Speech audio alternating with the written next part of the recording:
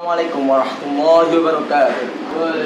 Hari ini tahun 2022, warga besar Nahdlatul Ulama dan seluruh rakyat Indonesia memperingati Hari Santri. Keputusan Presiden Republik Indonesia nomor 22 tahun 2015 tentang Hari Santri tanggal 22 Oktober 2015 yang bertepatan dengan tanggal 9 Muharram 1937 Hijriah merupakan bukti pengakuan negara atas jasa para ulama dan santri dalam memperjuangkan, merebut dan mengawal dan mempertahankan dan mengisi kemerdekaan. Pengakuan terhadap kiprah ulama dan santri tidak lepas dari resolusi jihad yang dikumandangkan oleh Al-Qadhi Syekh Kiai Haji Hasyim Asy'ari, Rais Akbar Nahdlatul Ulama pada 22 Oktober 1945 di hadapan konsul-konsul Nahdlatul Ulama seluruh Jawa Madura, bertempat di kantor Polrestur Nahdlatul Ulama di Jalan Gebutan nomor 4 atau 2 Surabaya. Fatwa Resolusi Jihad NU digaungkan dengan pidato Harotus Syekh yang menggetarkan. Berperang, menolak dan melawan penjajah adalah ain fardu. Adalah fardu ain yang harus dikerjakan oleh tiap-tiap orang Islam, laki-laki, perempuan, anak-anak, bersenjata maupun tidak. Dalam kurung bagi yang berada di dalam jarak lingkaran 94 km dari tempat masuk dan kedudukan musuh. Bagi orang-orang yang berada di luar jangkauan itu, kewajiban itu jadi fardu kifayah yang cukup kalau dikerjakan sebagian saja. Tanpa resolusi jihad NU dan pidato Habib Syekh yang menggetarkan ini, tidak pernah ada peristiwa 10 November di Surabaya yang telah diperingati sebagai Hari Pahlawan. Kiprah santri teruji dalam mengokohkan pilar-pilar NKRI berdasarkan Pancasila yang bersendikan Bhinneka Tunggal Ika. Santri berdiri di garda paling depan membenteng NKRI dari berbagai agama. Pada 1936, sebelum Indonesia merdeka, kaum santri menyatakan Nusantara sebagai Darussalam. Pernyataan ini adalah legitimasi fikih berdirinya NKRI berdasarkan Pancasila. Tahun 1945, kaum santri setuju menghapuskan 7 kata dalam piagam Jakarta demi persatuan dan kesatuan bangsa.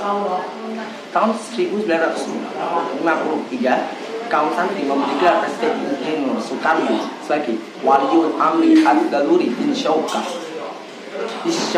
ya, pemimpin sah yang harus ditaati, dan menyebut para pemberontak Darul Islam atau tentara Islam yaitu sebagai buat yang harus diperangi.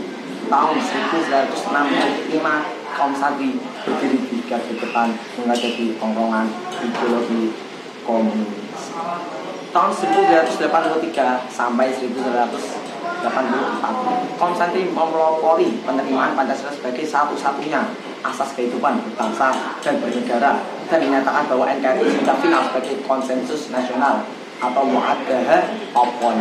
Selepas reformasi, kaum santri menjadi bandul kekuatan moderat sehingga perubahan konstitusi tidak melenceng dari Fiqh 1945 bahwa NKRI adalah negara bangsa, bukan negara agama, bukan negara suku, yang mengakui seluruh warga negara memiliki hak dan kewajiban yang sama tanpa diskriminasi berdasarkan suku, ras, agama, dan golongan.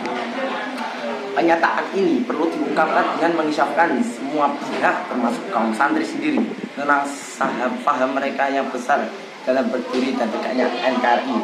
Tanpa kiprah kaum santri dan sikap sosialnya yang moderat atau tasawuf, toleran, tasamuh, proporsional atau tawazun, lurus atau i'tidal, dan wajar atau iqtisad, NKRI belum tentu eksis sampai sekarang.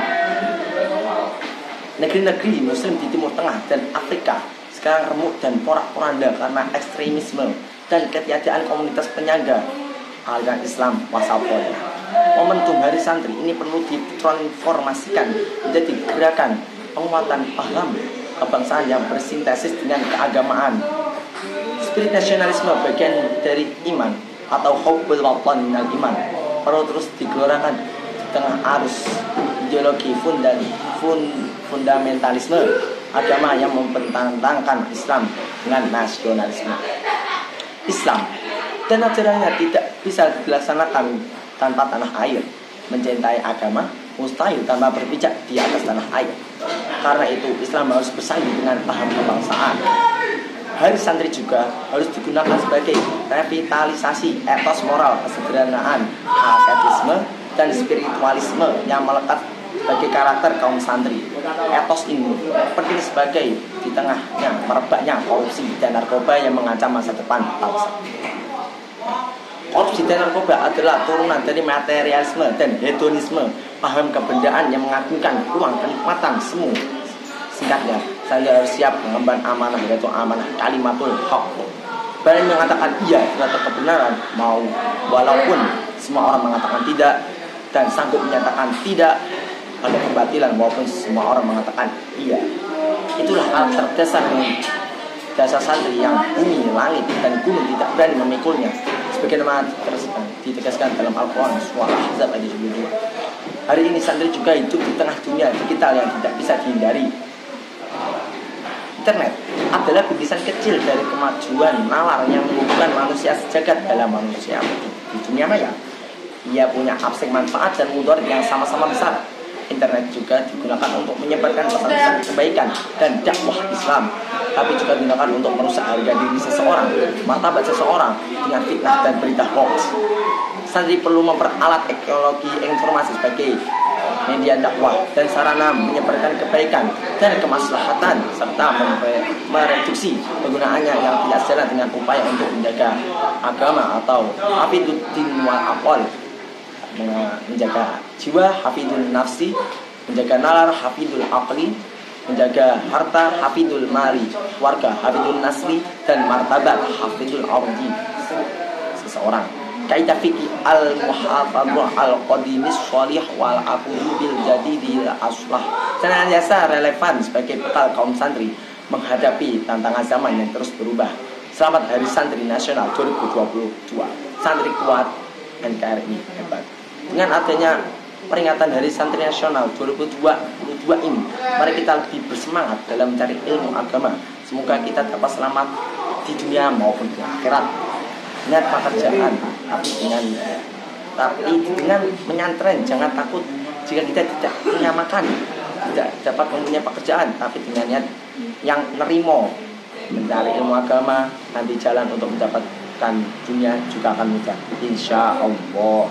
Saya Najib Fadil Azizi, Kaca Tenaga Dipati. Wabillahi taufiq wal hidayah. Wassalamualaikum warahmatullahi wabarakatuh.